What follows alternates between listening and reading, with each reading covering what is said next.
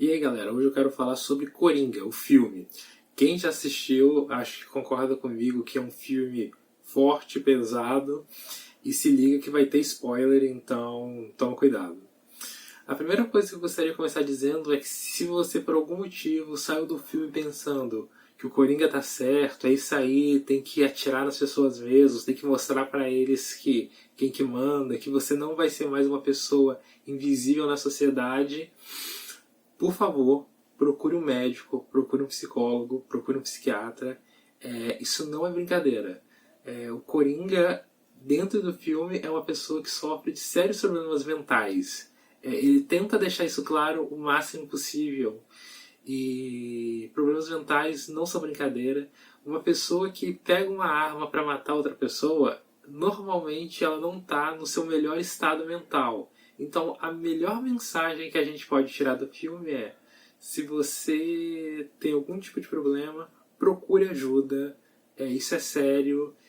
Não tente descontar esses problemas em outras pessoas de forma violenta. Beleza? Falando um pouco mais sobre o filme, uma das melhores interpretações recentes que nós temos de heróis, de vilões, de seres do mundo das HQs.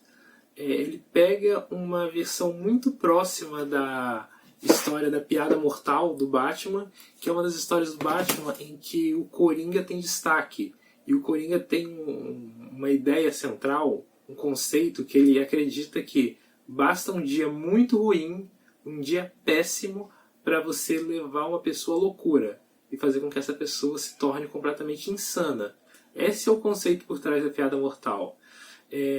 No filme Coringa, eu acredito que a gente vê isso. A gente vê um dia muito ruim, ou uma sequência de dias muito ruins, que vão machucando, machucando, machucando o Arthur, até que ele entra na loucura total, e aí ele percebe que a loucura é o único refúgio para ele, porque ele já não consegue mais suportar as dores do mundo cotidiano.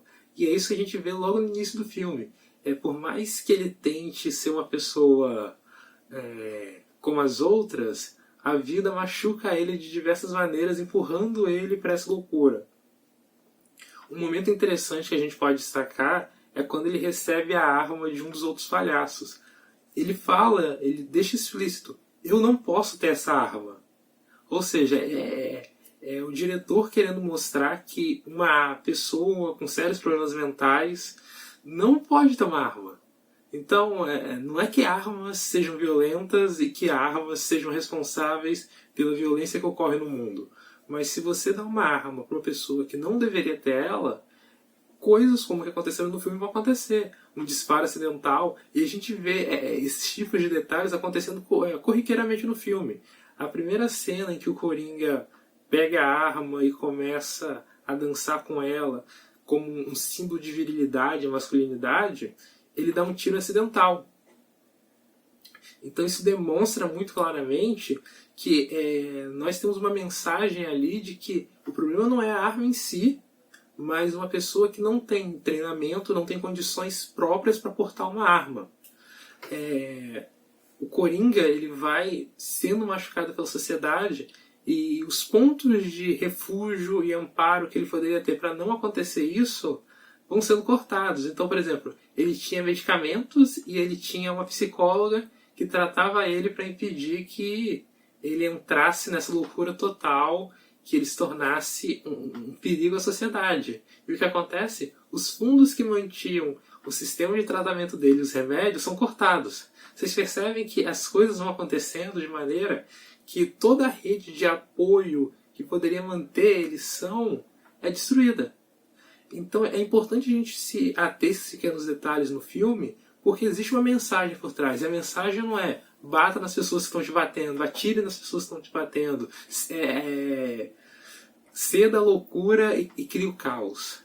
Muito mais do que isso, acho que é um filme que todo mundo deveria assistir e refletir sobre de que maneira nós estamos tratando nossos irmãos, nossos cidadãos no mundo, e nós estamos empurrando as pessoas a isso. Nós estamos levando pessoas que são mentalmente instáveis, como é o caso do Coringa, e tem um trecho no filme, por exemplo, que ele fala que É muito estranho você pedir para uma pessoa que não é normal se comportar como ela fosse normal.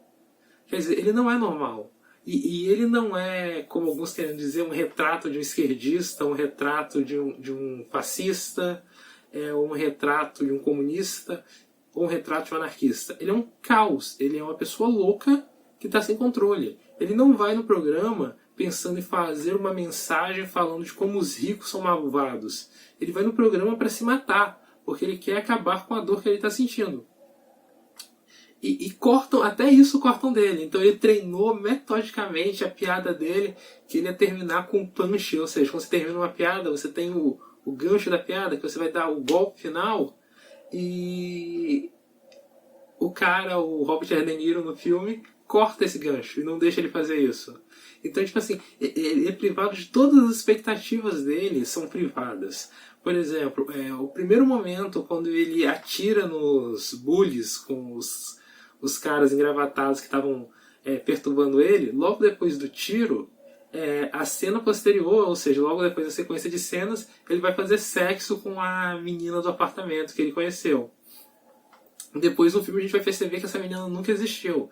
Mas a gente tem que fazer uma correlação que quando ele comete esse ato de violência, é como se ele tivesse a masculinidade dele provada. Por isso que ele vai logo em seguida fazer sexo. Ou seja, agora ele é homem. A arma que ele está empunhando ali é como se fosse uma extensão do membro dele. Ou seja, finalmente agora ele tem um membro viril, porque antes ele não tinha potência. A gente pode pegar isso e trazer isso para a nossa sociedade atual, que nós temos vários casos de homens que são impotentes ou não têm virilidade ou masculinidade suficiente e acham que podem se reafirmar portando uma arma. Foi como, por exemplo, o Ciro Gomes disse durante a campanha, que para o jovem, numa situação carente, numa situação de desespero, o fuzil é a forma dele se mostrar como homem, ou seja, através de uma arma ele mostra que é um homem viril e capaz de sustentar aquele grupo social.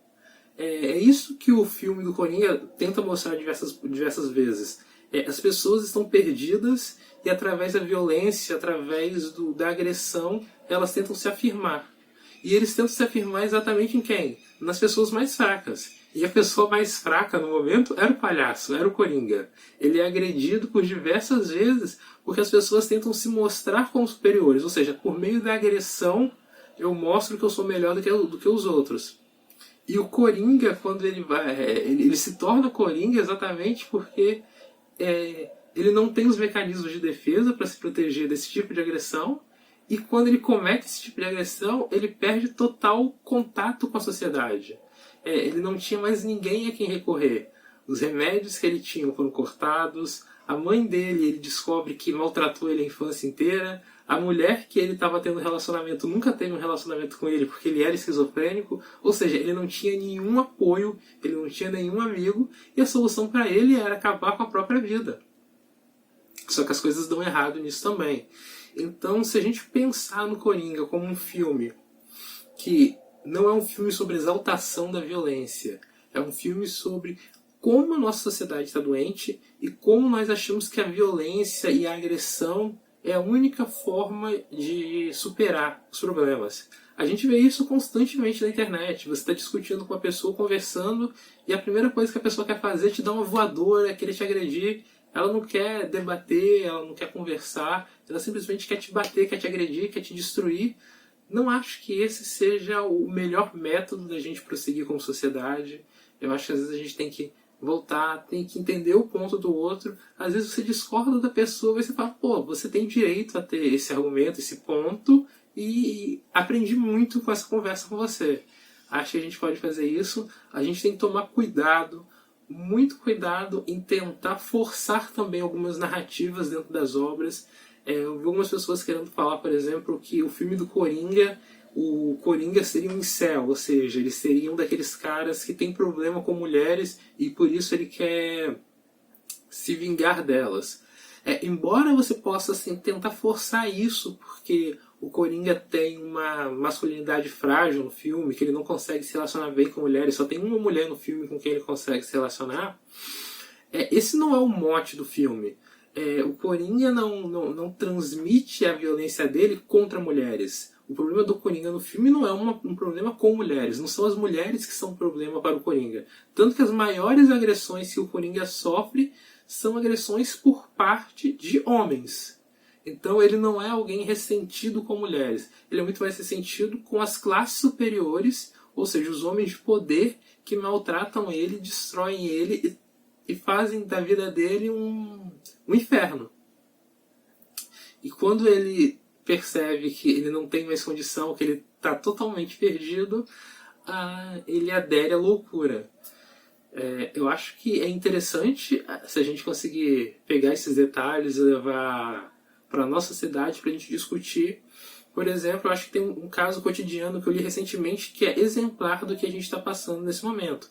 Que o Ministério da Educação disse que não tem verba suficiente para colocar psicólogos nas escolas. Ou seja, vocês percebem a correlação? O governo disse que não tem dinheiro suficiente para bancar psicólogos nas escolas. Ou seja, quem é professor, eu sou professor e eu te digo, é extremamente necessário ter psicólogos nas escolas. Nós precisamos de profissionais da saúde mental para ajudar os alunos. Eu já vi casos de aluno com o braço cortado, alunos que falam que vão se matar, alunos que já tentaram se matar. E nós, professores, não somos capacitados para lidar com esse tipo de situação. Nós não vamos resolver esses problemas. E, sinceramente, vou falar uma coisa que precisa ser dita. Os pais estão fazendo um péssimo trabalho nesse quesito. Os filhos deles chegam extremamente doentes, em estados que muitas vezes são ocasionados por pais e mães que não conversam com seus filhos ou colocam uma carga, uma pressão totalmente fora do normal nessas crianças e elas chegam em frangalhos nas escolas e esperam que uma criança nesse estado consiga aprender e que o professor possa salvar ela. Então é preciso urgentemente que sejam colocados psicólogos nas escolas para a gente evitar que esse tipo de coisa aconteça.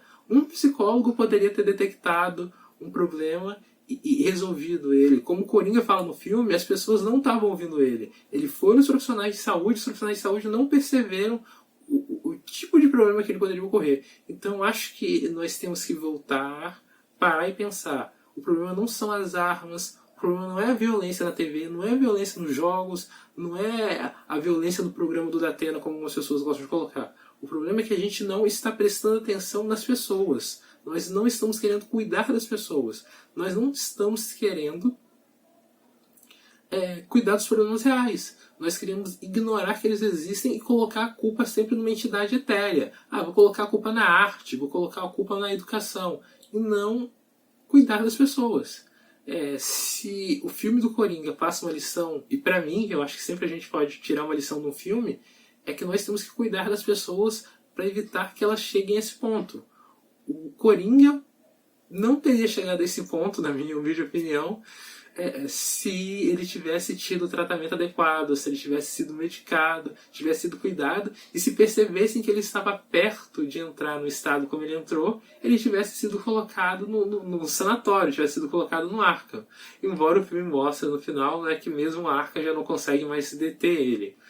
Mas esses são meus pensamentos sobre o filme, talvez vocês tenham alguma coisa diferente. Comenta aí, vamos discutir.